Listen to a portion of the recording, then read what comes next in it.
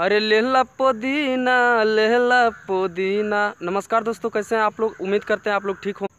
और आप लोग के बता देते हैं दोस्तों, पावर स्टार पवन सिंह जी का एक सॉन्ग बहुत ही वायरल हो रहा है दोस्तों, जिस सॉन्ग का नाम है पुदीना ए हसीना जी।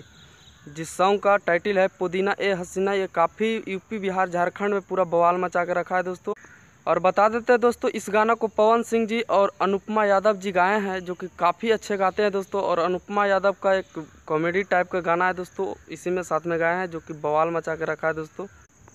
और इस गाना का म्यूजिक प्रियांशु सिंह जी दिए हैं। और बता दें दोस्तों कि इस गाना को लिखा है अर्जुन अकेला और कुंदन पांडे जी ने। जी हाँ दोस्तों, दोनों मिलकर इस गाना को सजाया है, जो कि काफ़ी अच्छे गाना लिखा है दोस्तों।